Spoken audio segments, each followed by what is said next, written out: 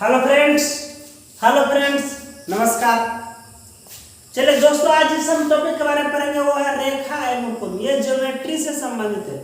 ये किस चीज से संबंधित है? ज्योमेट्री से। हम जानेंगे रेखा एवं कोण। यानी रेखा का अंग्रेजी होता है लाइंस और एवं का एंड और कोण का एंगल। रेखा एवं कोण, तो हम जानेंगे रेखा और कोण के बारे में पढ़ेंगे। उसमें पहले बिंदु के बारे में पढ़ेंगे, रेखाखंड के बारे में पढ़ेंगे, किरण के बारे में पढ़ेंगे। बहुत सारे इसमें बेसिक पॉइंट है, सबके बारे में हम पढ़ते हुए चलेंगे। दोस्तों ये सब बेसिक कॉन्सेप्ट है, आप इसको ध्यान से देखिएगा। एकदम मुझे पूरा उम्मीद है, पूरा भरोसा कि आपको एकदम 100% समझ में आएगा। चलिए देखते हैं। पहला बिंदु क्या है? बिंदु पहले क्या जानेंगे? बिंदु क्या है? पॉइंट। वह मौलिक आकृति जिसकी लंबाई, चौड़ाई एवं ऊंचाई नगण्य हो परंतु उसका स्थान क्या हो? नियत हो, बिंदु कहलाता है। वह मौलिक आकृति जिसकी लंबाई, चौड़ाई एवं ऊंचाई नगण्य हो परंतु उसका स्थान क्या हो? नियत हो, तो क्या कहलाएगा? बिंदु कहलाएगा। देखिए ये क्या है? ये क्या है? ये बिंदु है। मान लीजिए पॉइंट ए है। ये क्या है दोस्तों? बिंदु है। इसकी न लंबाई है, न चौड़ाई है और न ऊंचाई है, लेकिन स्थान क्या? नियत है, इसलिए क्या कहलाएगा? बिंदु कहलाएगा। हम आगे पढ़ते रेखाखंड में। तो बिंदु क्या है? वह मौलिक आकृति जिसकी लंबाई, चौड़ाई और मोटाई नगण्य हो, नगण्य का मतलब न के बराबर हो, परंतु उसकी स्थान क्या हो? नियत हो, बिंदु कहलाती है। उसके स्थान क्या हो? नियत हो, बिंदु कहलाती है। उसके बाद पढ़ेंगे रेखाखंड क्या है? Line segment. इसको अंग्रेजी में क्या कहते हैं? लाइन सेगमेंट, रेखाखंड। रेखाखंड के बारे में जानेंगे। दो बिंदुओं को मिलाने वाली रेखा रेखाखंड कहलाती है। देखिए एक बिंदु ये है और एक बिंदु ये है ना? तो दो बिंदु को जो मिलाने वाली जो रेखा होती है ना, क्या कहलाती है? रेखाखंड कहलाती है। तथा इसकी माप क्या होती है? निश्चित होती है। लंबाई इसकी माप होती है, चौड़ाई क्या होती है? नगण्य होती है। लंबाई जितना सेंटीमीटर हो इसकी माप होती है, लेकिन चौड़ाई क्या होती है? नगण्य, यानी न के बराबर होती है। रेखाखंड का मतलब से क्या हो जाएगा? तो दो बिंदुओं को मिलाने वाली रेखा रेखाखंड कहलाती है। दो बिंदुओं को मिलाने वाली रेखा रेखाखंड कहलाती है। इसके कितने अंत बिंदु होते हैं? इसके दो अंत बिंदु होते हैं तथा इसकी माप क्या होती है? निश्चित होती है। मान लीजिए 3 सेंटीमीटर, 4 सेंटीमीटर, कुछ भी हो सकता है। इसकी माप क्या होती है? निश्चित होती है। अब चौड़ाई क्या होती है? न के बराबर होती है। इसे रेखाखंड एबी कहिए या एबी ऊपर जैसे ऐसे लिखिए। इसे रेखाखंड एबी या एबी पर रेफ कर दीजिए, डैश लिख दीजिए। एबी पर मतलब लाइन खींच दीजिए, एबी लिखते हैं। उसके बाद है किरण। किरण के बारे में दोस्तों हम जानेंगे। देखिए ये किरण है।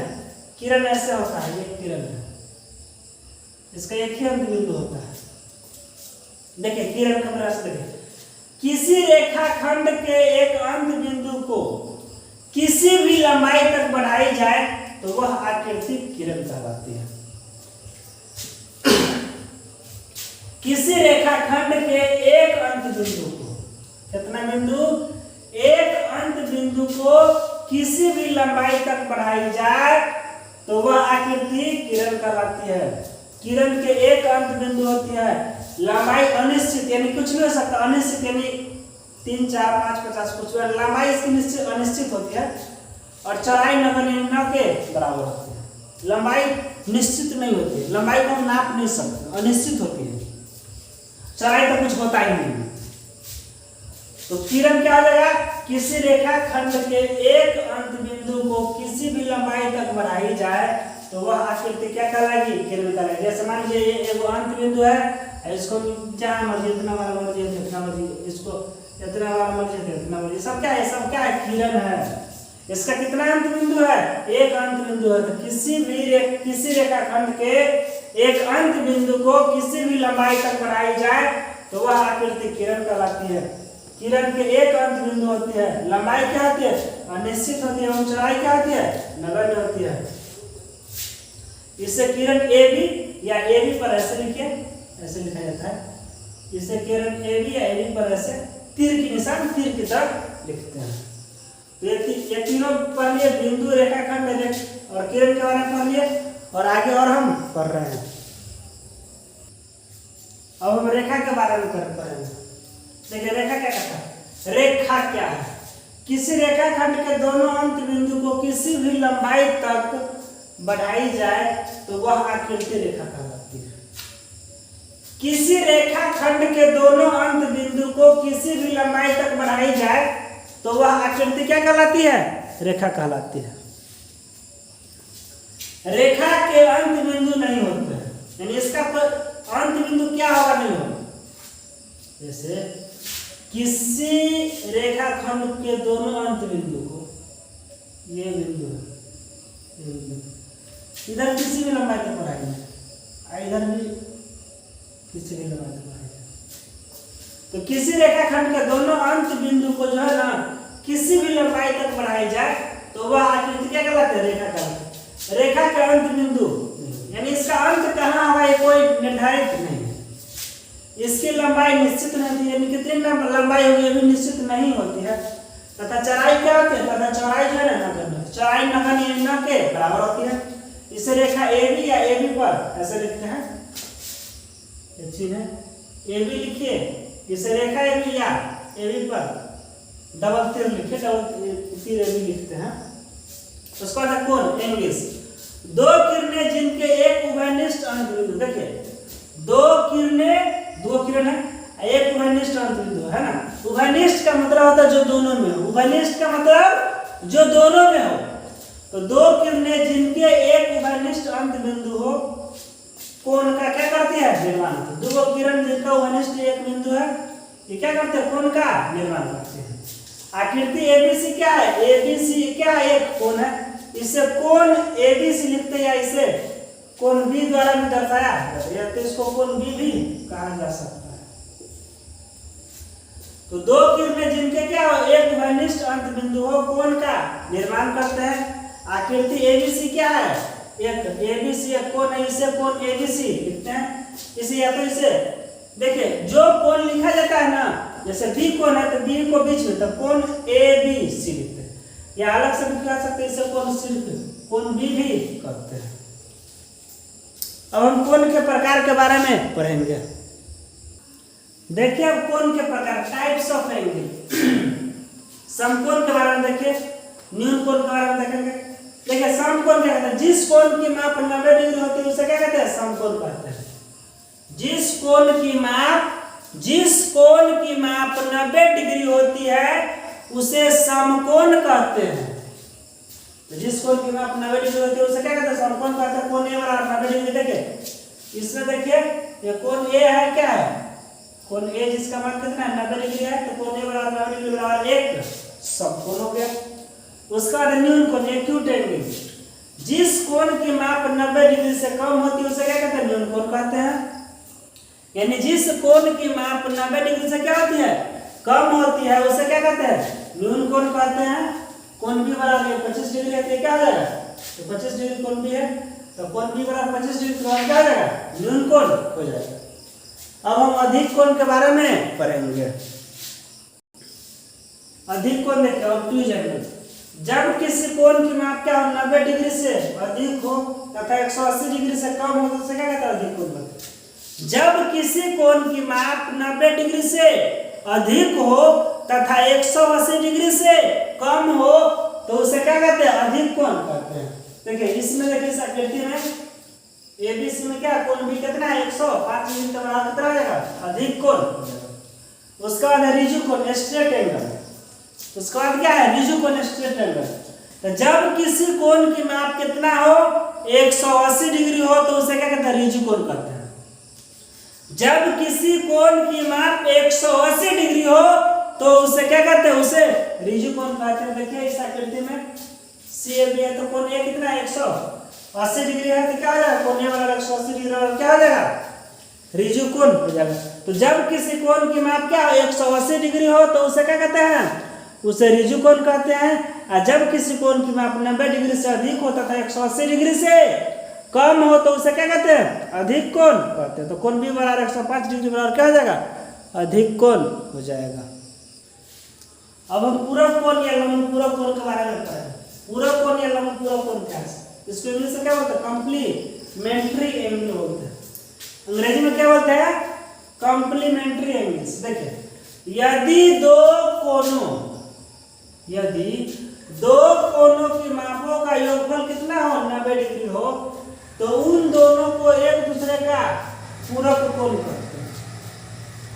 यदि दो कोणों की मापों का योगफल कितना डिग्री हो, 90 डिग्री हो। यदि दो कोणों की मापों का योगफल 90 डिग्री हो तो उन दोनों को एक दूसरे का पूरक कोण कहते हैं। इस आकृति में देखिए कोण CAD 40 डिग्री एवं कोण DAB 50 डिग्री। कोण DAB कितना है, 50 डिग्री। दोनों को जोड़ने पर कोण CAD प्लस कोण DAB कितना हो जाता है, 40 प्लस 50 यानी 90 डिग्री हो जाता है। इसलिए कोण CAD का पूरक कोण क्या हो जाएगा, DAB। इसलिए कोण CAD का पूरक कोण क्या हो जाएगा, कोण DAB का होगा। जब दो कोणों की मापों का योगफल 90 डिग्री हो तो उन दोनों कोणों को एक दूसरे का क्या कहते हैं, पूरक कोण कहते हैं। यहाँ देखिए यहाँ दो एंगल को जोड़ने पे 90 डिग्री हो गया है। देखिए कोण CAD 40 डिग्री और कोण DAB 50 डिग्री है, तो कोण CAD प्लस DAB कितना हो जाएगा, 90 डिग्री। 40 और प्लस 50 यानी कितना हो जाएगा, 90 डिग्री हो जाएगा। इसलिए कोण CAD का पूरक कोण DAB होगा। अब हम संपूरक कोण या ऋजु पूरक कोण के बारे में पढ़ेंगे। संपूरक कोण या ऋजु पूरक कोण के बारे में पढ़ेंगे, जिसको अंग्रेजी में क्या बोलते हैं, सप्लीमेंट्री एंगल्स। यदि दो कोणों की मापों का योगफल 180 डिग्री हो तो उन दोनों कोणों को एक दूसरे का संपूरक कोण या ऋजु पूरक कोण कहते हैं। यदि दो कोणों की मापों का योगफल 180 डिग्री हो तो उन दोनों कोणों को एक दूसरे का संपूरक कोण कहते हैं। यदि दो कोणों की मापों का योगफल 180 डिग्री हो तो उन दोनों कोणों को एक दूसरे का संपूरक कोण कहते हैं। आकृति में देख लीजिए, यो कोण 60 डिग्री और यो कोण 120 डिग्री। कोण CAD बराबर 60 डिग्री और कोण DAB बराबर कोण CAD 60 डिग्री और कोण DAB 120 डिग्री। तो दोनों को जोड़ने पे कोण CAD प्लस कोण DAB कितना आएगा, 60 प्लस 120 बराबर 180 डिग्री। इसलिए कोण CAD का संपूरक कोण DAB है। कोण CAD का संपूरक कोण क्या है, DAB है। तो अभी हम पढ़ लिए समकोण के बारे में, न्यून कोण के बारे में, अधिक कोण के बारे में। उसके बाद पढ़े पूरक कोण या लंब पूरक कोण के बारे में और संपूरक कोण या ऋजु पूरक कोण के बारे में। समकोण के बारे में पढ़े, जिस कोण की माप 90 डिग्री हो उसे समकोण कहते हैं। न्यून कोण के बारे में, न्यून कोण जिस कोण की माप 90 डिग्री से कम हो उसे क्या कहते हैं, उसे न्यून कोण कहते हैं। उसके बाद अधिक कोण, जिस कोण की माप 90 डिग्री से ज्यादा तथा 180 डिग्री से कम हो उसे अधिक कोण कहते हैं। उसके बाद पढ़े ऋजु कोण यानी स्ट्रेट एंगल, तो जिस कोण की माप 180 डिग्री हो उसे ऋजु कोण कहते हैं। अब पूरक कोण, जब दो कोणों की मापों का योगफल 180 डिग्री हो तो उन दोनों कोणों को एक दूसरे का पूरक कोण कहते हैं। और जब दो कोणों के मापों का योगफल 180 डिग्री, जब दो कोणों के मापों का योगफल 90 डिग्री, जब दो कोणों के मापों का योगफल 90 डिग्री हो तो उसे पूरक कोण या लंब पूरक कोण कहते हैं। और जब दो कोणों के मापों का योगफल 180 डिग्री हो तो उसे संपूरक कोण या ऋजु पूरक कोण कहते हैं। तो thanks for watching this video. दोस्तों इस वीडियो को लाइक कीजिए, ज़्यादा से ज़्यादा सब्सक्राइब कीजिए, शेयर कीजिए। और दोस्तों आपका एक लाइक भी हमें मोटिवेट करेगा और इस तरह के वीडियो आगे भी हम डालते रहेंगे। तो thanks for watching this video.